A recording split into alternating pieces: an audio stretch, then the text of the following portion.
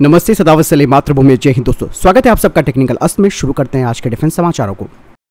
दोस्तों, दरअसल चीन ने अब पूर्वी लद्दाख में अपनी ताकत को कई गुना बढ़ा लिया है।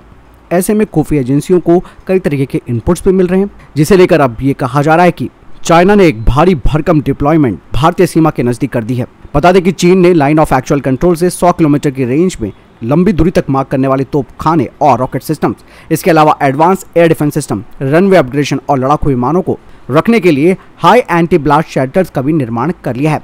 इससे पता चलता है कि चीन का लक्ष्य भारतीय सीमा का बड़े पैमाने पर सैन्यकरण करना है, और यही वजह है कि भारत भी चीन से जुड़ी सीमा के नजदीक तेजी से इंफ्रास्ट्रक्चर को विकसित कर रहा है। द हिंदू की रिपोर्ट में कहा जा रहा है कि 2020 तक चीन ने 20,000 सैनिकों के आवास की व्यवस्था की थी, और अब चीन ने करीबन 1,20,000 सैनिकों को सीमा के नजदीक रखने के लिए शेल्टर्स और मिलिट्री कैंप तैयार कर लिए हैं। इसके अलावा इन मिलिट्री कैंप्स को पावर सप्लाई करने के लिए LAC के साथ साथ जो जुड़े हुए इलाके हैं उनमें कैपेटिव सोर्स ऊर्जा और छोटी जल विद्युत परियोजनाएं स्थापित कर दी गई हैं, और ये चीन के उन मॉडल गांव से अलग है जिन्हें LAC के पास कई इलाकों में बसाया गया है। दोस्तों, बता दें कि चीन के शिनजियांग सैन्य जिले के तहत 4 PLA डिवीजनों को पूर्वी लद्दाख की ओर मूव करा दिया गया है। चीनी सेना ने चौथे डिवीजन में मौजूद बख्तरबंद रेजिमेंट में ZTQ-15 टाइप 15 के तीसरी पीढ़ी के आधुनिक टैंक को वहां पर शामिल किया हुआ है। इसके अलावा चीन ने अमेरिका की हमवी की तरह दिखाई देने वाले CSK सीरीज के जॉइंट लाइट टैक्टिकल व्हीकल्स को भी शामिल किया है। इनपुट्स ये भी बता रहे हैं कि चीन ने इस तरह LAC से सटे इलाकों में एयर डिफेंस सिस्टम और एयरबेस को भी अपग्रेड किया है। यही नहीं दोस्तों, चीन ने लंबी दूरी की मारक क्षमता के मामले में अपनी टोड हाविजर की जगह 50 किलोमीटर रेंज वाले ट्रक माउंटेड हाविजर के साथ ही अपने तोपखाने को अपग्रेड किया है। कहा यह भी जा रहा है कि इससे बेहतर गतिशीलता और तेज हमला करने में मदद मिल पाएगी। इसके अलावा PLA ने 100 किलोमीटर से अधिक के रेंज वाले PHL-3 multi rocket launch system को भी तैनात कर दिया है, जो कि रशियन स्मर्च MRLS का एक चीनी वेरिएंट है, जिसकी 3 रेजिमेंट भारतीय सेना में पहले से तैनात है। यानी कि साफ तौर पर आप देख सकते हैं कि भारी भरकम डिप्लॉयमेंट, और ये खबर इनपुट से मिली है, यानी कि खुफिया जानकारी सामने आई है। इससे आप साफ तौर पर पता लगा सकते हैं कि जंग की स्थिति कभी भी हो सकती है, इसीलिए भारतीय सेना भी वहां पर तैयार है। हालांकि दोस्तों, देशभक्त हम सब लोग हैं, लेकिन यहाँ पर चाइना को कम नहीं आंका जा सकता, क्योंकि चाइना से अकेला मुकाबला करना बेहद मुश्किल होगा। ऐसे में भारत को इजराइल, फ्रांस और अमेरिका का साथ मिलना बेहद ज़रूरी है, अगर युद्ध की स्थिति होती है तब। नहीं तो जिस तरीके की डिप्लॉयमेंट आप देख रहे हैं, उससे तो आप साफ तौर पर समझ सकते हैं कि स्थिति गंभीर से गंभीर हो सकती है। दोस्तों, अगली खबर भारतीय वायुसेना की तरफ से आ रही है। MRFA डील के तहत 114 multi role fighter aircraft Bharat खरीदने वाला है, और इसके लिए भारत ने अब साफ तौर पर कह दिया है कि जो भी इस टेंडर का विजेता होगा उसको टेक्नोलॉजी हस्तांतरण करनी होगी, क्योंकि ये मेक इन इंडिया पहल के ढांचे के तहत लागू किया जा रहा है। और ये बात खुद air chief marshal VR Chaudhary ji ने कही है। उन्होंने कहा कि MRFA की खरीद भारतीय वायुसेना की लड़ाकू ताकत को बढ़ाएगी, और इससे जो उन्नत टेक्नोलॉजी है उन्हें शामिल करने से भारत की जो ऑपरेशनल क्षमता है वो प्रभावी ढंग से काफी बढ़ जाएगी। साथ ही उन्होंने कहा कि इंडियन एयरफोर्स को पहले ही अपनी RFI के लिए कई विक्रेताओं से प्रतिक्रिया मिल चुकी हैं। जब विवेक चौधरी से ये पूछा गया कि भारतीय वायुसेना अगले 10 से 15 सालों में 42 यानी कि 42 लड़ाकू स्क्वाड्रंस की स्वीकृत संख्या तक पहुंच पाएगी या नहीं, जिस तरीके से 2 फ्रंट वॉर सिचुएशन बनी हुई है, इस बात पर उन्होंने कहा कि इसे बनाए रखने के लिए हम 2 तरफा रणनीति अपना रहे हैं, जिसमें कि नई पीढ़ी के प्लेटफॉर्म भी शामिल होंगे, और जो मौजूदा बेड़े हैं भारतीय वायुसेना में उन्हें अपग्रेड भी किया जाएगा। इसके अलावा तकनीकी क्षमता में सुधार और संख्यात्मक ताकत में भी वृद्धि निरंतर की जा रही है। साथ ही उन्होंने कहा कि 114 फाइटर जेट्स के अलावा 83 जो लाइट कॉम्बैट एयरक्राफ्ट हैं, यानी कि LCA तेजस मार्क 1A, वो भारतीय वायुसेना की क्षमता को बढ़ाएंगे। साथ ही उन्होंने AMCA प्रोजेक्ट का भी जिक्र किया। उन्होंने कहा कि भारत अपनी वायु शक्ति को बढ़ाने के लिए 5वीं पीढ़ी के AMCA प्रोजेक्ट पर काम कर रहा है, और ये करीबन $5 बिलियन अमेरिकी डॉलर की एक महत्वाकांक्षी परियोजना है भारत की। आगे उन्होंने कहा कि भारतीय वायुसेना चरणबद्ध तरीके से LCA वेरिएंट, MRFA और AMCA को भारतीय वायुसेना में शामिल करेगी। अगली खबर रक्षा मंत्री राजनाथ सिंह को लेकर आ रही है। दोस्तों, रक्षा मंत्री राजनाथ सिंह ने अपने मलेशियाई समकक्ष हिशामुद्दीन बिन हुसैन के साथ एक वर्चुअल मीटिंग की है, जिसमें कि दोनों देशों के बीच रक्षा सहयोग को और आगे बढ़ाने के अवसरों पर विचार विमर्श किया गया।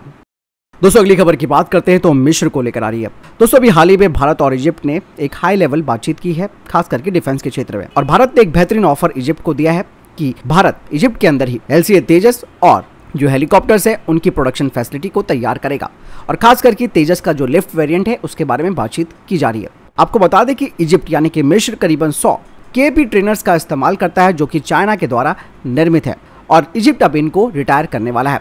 वहीं इजिप्ट के एयरफोर्स चीफ आने वाले कुछ दिनों में भारत का दौरा करने वाले हैं और जहां उनको HAL में तेजस और जो हमारे लाइट कॉम्बैट एयरक्राफ्ट जहां पर तैयार हो रहा है उनकी मैन्युफैक्चरिंग और मेंटेनेंस फैसिलिटी को दिखाया जाएगा।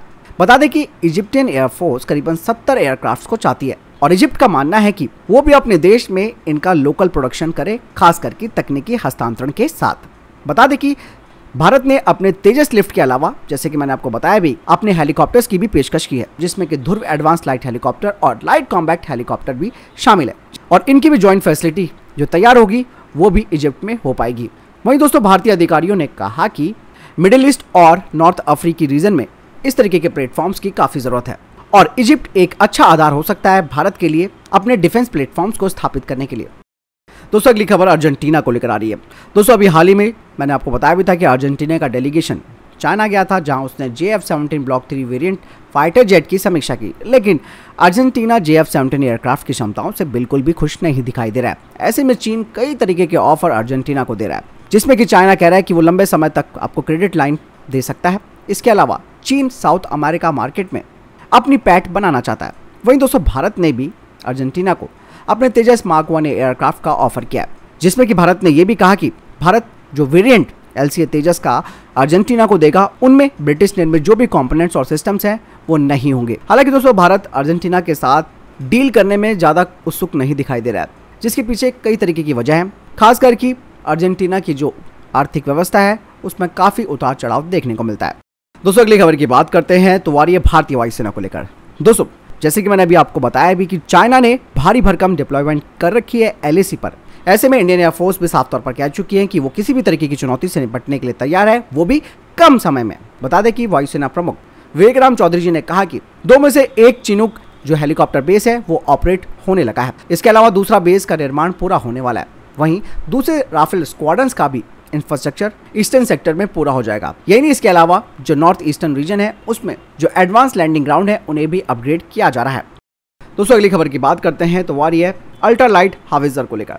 दरअसल दोस्तों यूक्रेन के जो सैन्य विश्लेषक हैं उन्होंने कहा कि उनके द्वारा जो अमेरिका की M777 खरीदी गई थी, जिसका इस्तेमाल रशिया के खिलाफ किया गया, उस पर रशिया के ड्रोन्स का थोड़ा बहुत असर पड़ा है, लेकिन इन अमेरिकी निर्मित M777 हाविजर को रिपेयर नहीं किया जा सकता, जिसका सबसे बड़ा कारण है इनमें लाइट वेट मटेरियल का इस्तेमाल किया जाना, जैसे कि टाइटेनियम, और इनको रिपेयर करना एक बड़ी चुनौती होगी।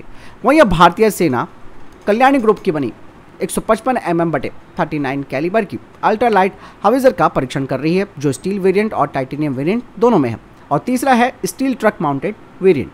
वहीं भारत फोर्स का कहना है कि भारतीय सेना को भी स्टील वेरिएंट की तरफ आगे बढ़ना चाहिए, क्योंकि जो स्टील वेरिएंट वाली अल्ट्रा लाइट हाविजर हैं उन्हें रिपेयर करना भी आसान होगा और इनके जो भी कंपोनेंट्स डैमेज हो जाते हैं उन्हें ठीक भी किया जा सकता है, वो भी कम समय में। लेकिन जो टाइटेनियम वेरिएंट होते हैं वो काफ़ी महंगे होते हैं, इसमें फैब्रिकेशन और रिपेयरिंग में भी काफ़ी वक्त लगता है, और यही नहीं, इसके स्पेयर पार्ट्स को भी दोबारा बनाने में एक लंबा वक्त लगता है। दोस्तों अगली खबर भारतीय वायुसेना को लेकर आ रही है। भारतीय वायुसेना ने ट्वीट करके कहा कि अग्निपथ भर्ती आवेदन प्रक्रिया के जवाब में वेबसाइट पर भविष्य के अग्निपथ से अब तक कुल 56,960 जो आवेदन है वो मिल चुके हैं और ये रजिस्ट्रेशन 5 जुलाई को बंद हो जाएगा। वायुसेना ने भर्ती ट्रेनिंग और सर्विस, फाइनेंशियल पैकेज और इस योजना से मिलने वाले और दूसरे लाभों के बारे में भी जानकारी शेयर की है। अग्निपथ योजना के तहत इंडियन एयरफोर्स ने भर्ती प्रक्रिया 24 जून से शुरू की थी और सिर्फ 3 दिनों में शानदार रिस्पॉन्स देखने को मिला है। दोस्तों अगली खबर की बात करते हैं तो ब्रिक्स सम्मेलन को लेकर आ रही है। ब्रिक्स देशों की शिखर बैठक में हिस्सा लेने की इच्छा रखने वाले पाकिस्तान को दोस्त चीन से बड़ा झटका मिला है। चीन चाहकर भी पाकिस्तान को इस बैठक में नहीं बुला पाया। पाकिस्तान ने भारत का नाम लिए बिना स्वीकार किया है कि ब्रिक्स में शामिल एक देश ने पाकिस्तान को न्योता दिए जाने के प्रस्ताव को रोक दिया है। पाकिस्तानी मीडिया के मुताबिक भारत ने पाकिस्तान को बुलाने का विरोध किया, जिससे मजबूरन चीन को अपने कदम पीछे खींचने पड़े हैं। दरअसल चीन की ओर से 24 जून को ब्रिक्स देशों की वैश्विक विकास पर वर्चुअल उच्च स्तरीय बैठक बुलाई गई थी। इसमें कई देशों को चीन की ओर से न्योता दिया गया, जिसमें पाकिस्तान भी शामिल था। हालांकि भारत के विरोध के बाद पाकिस्तान को बैठक में भाग लेने का मौका नहीं मिल पाया। पाकिस्तान के विदेश मंत्रालय के प्रवक्ता ने कहा कि एक ब्रिक्स देश ने उनके आमंत्रण का विरोध किया था। उन्होंने ये कहा कि पाकिस्तान चीन के साथ मिलकर द्विपक्षीय रिश्तों और सहयोग को नई ऊंचाइयों पर ले जाने के लिए पूरी तरीके से प्रतिबद्ध है। बता दें कि पाकिस्तान को भारत की ओर से झटका ऐसे वक्त पर लगा है जब चीन ने पाकिस्तानी आतंकी अब्दुल रहमान मक्की को संयुक्त राष्ट्र में आतंकी घोषित किए जाने के भारत और अमेरिका के प्रस्ताव को रोक दिया था। दोस्तों अगली खबर की बात करते हैं तो वो चाइना के एयरक्राफ्ट कैरियर को लेकर आ रही है। दरअसल आपको मालूम है कि चीन ने अपने तीसरे एयरक्राफ्ट कैरियर फुजियान को लॉन्च किया है और चीन दावा कर रहा है कि ये aircraft carrier electromagnetic aircraft launch system से लैस है और इस एयरक्राफ्ट कैरियर को समुद्र में अमेरिकी वर्चस्व को चुनौती देने के लिए तैयार किया गया है। हालांकि ये बात किसी से छुपी हुई नहीं है कि चीन अपनी सैन्य ताकत का अक्सर बड़ा चढ़ाकर बखान करता रहता है। ऐसे में चीन का फुजियान एयरक्राफ्ट कैरियर को लेकर जो दावे किए जा रहे हैं वो शक के घेरे में, जैसा कि इसके J-20 के बारे में भी कहा जाता है।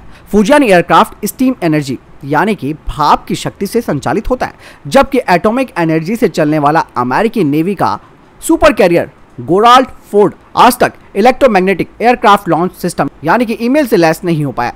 फुजियान को लेकर दावे किए जा रहे हैं कि ये कैरियर इंडो पैसिफिक में अमेरिकी सैन्य शक्ति का जवाब है। हालांकि भारतीय नौसेना के एडमिरल ने भी इस कैरियर की क्षमता पर सवाल उठा दिए हैं। दरअसल भारतीय नेवी के वॉर प्लानर्स ये जानना चाहते हैं कि चीन भाप की शक्ति पर ईमेल्स कैसे ऑपरेट करेगा, जबकि इससे बहुत ही बेहतरीन यूएस गोराल्ड फोर्ड है जो अभी तक इस सिस्टम को लेकर संघर्ष कर रहा है। दोस्तों ईमेल्स होते क्या हैं ये भी आप जान लीजिए। दरअसल किसी भी एयरक्राफ्ट कैरियर से फाइटर प्लेन को लॉन्च करने के लिए एक खास तरीके के सिस्टम की जरूरत होती है, क्योंकि एयरक्राफ्ट कैरियर का रनवे जमीन में मौजूद रनवे से छोटा होता है। इसीलिए एयरक्राफ्ट कैरियर का प्लेन की जो लैंडिंग और लॉन्चिंग होती है उसके लिए एक खास तरीके के सिस्टम का इस्तेमाल होता है, जिसे कि कैटोबार सिस्टम कहा जाता है। कैटोबार सिस्टम का काम किसी भी एयरक्राफ्ट कैरियर से फाइटर प्लेन को लॉन्च और रिकवर करना होता है। ये सिस्टम दो तरीके के होते हैं। पहला स्टीम कैटापल्ट्स जो कि आज के ज्यादातर कैरियर में मौजूद है। दूसरा इलेक्ट्रोमैग्नेटिक एयरक्राफ्ट लॉन्च सिस्टम यानी कि ईमेल्स होता है। सवाल इसलिए भी उठ रहे हैं क्योंकि स्टीम कैटापल्ट से सिर्फ हैवी फाइटर प्लेन को लॉन्च किया जा सकता है, जबकि ईमेल से हैवी के साथ साथ लाइट फाइटर प्लेन को भी लॉन्च किया जा सकता है। ईमेल्स कैटापल्ट सिस्टम की एनर्जी स्टीम कैटापल्ट के मुकाबले 29% ज़्यादा होती है, जिसमें प्लेन की लॉन्चिंग में लीनियर एक्सेलरेशन कर्व हासिल होता है। ईमेल्स कैटापल्ट सिस्टम में कन्वेंशनल स्टीम सिस्टम के मुकाबले रखरखाव की काफ़ी कम ज़रूरत होती है। ईमेल सिस्टम की मदद से टॉप साइड वेट को कम किया जा सकता है। साथ ही ये एयरक्राफ्ट कैरियर की मैन्ड और अनमैन्ड दोनों तरीके की लॉन्चिंग जो एबिलिटी है उसको बढ़ा देता है। इसका रनवे का रैंप 12 डिग्री के एलिवेशन पर होता है, जिससे विमान को टेक ऑफ लेने के लिए लंबा रनवे नहीं चाहिए होता है। दोस्तों अगली खबर की बात करते हैं तो स्पेस स्टार्टअप्स को लेकर आ रही है। दोस्तों बता दें कि भारत के इन स्पेस ने निजी कंपनियों को मंजूरी देना शुरू कर दिया है, जिससे देश में निजी क्षेत्रों के द्वारा अंतरिक्ष प्रक्षेपण की शुरुआत हो सकेगी। इन स्पेस जो कि एक स्वायत्त सिंगल विंडो नोडल एजेंसी है, जिसे भारत में गैर सरकारी निजी उद्योगों की अंतरिक्ष गतिविधियों को बढ़ावा देने, उन्हें अधिकृत करने और उन पर नजर रखने के लिए गठित किया गया है। इन स्पेस ने कहा कि ध्रुव स्पेस प्राइवेट लिमिटेड जो हैदराबाद में है और Digantara research and technology private limited जो कि बेंगलुरु में है, उनको इन स्पेस ने अपने पेलोड प्रक्षेपित करने की मंजूरी दे दी है। कहा यह जा रहा है कि इन पेलोडों को PSLV C-53 और PSLV ऑर्बिटल एक्सपेरिमेंटल मॉड्यूल से 30 जून को प्रक्षेपित किया जाना है। इसके अलावा इन स्पेस के अध्यक्ष पवन कुमार गोयनका का कहना है कि इन स्पेस के द्वारा पहले 2 प्रक्षेपण को मंजूरी देना एक मील का पत्थर है। इससे भारत में निजी क्षेत्रों के द्वारा अंतरिक्ष प्रक्षेपण की शुरुआत हो सकेगी। तो दोस्तों ये थे अभी तक के टॉप डिफेंस और स्पेस अपडेट। वीडियो के संबंध में कोई प्रश्न जवाब या आपका कोई सवाल है कमेंट सेक्शन में लिखकर जरूर पूछ सकते हैं। मिलता हूं नई वीडियो के साथ। चैनल जरूर सब्सक्राइब कीजिएगा। जय हिंद, वंदे मातरम।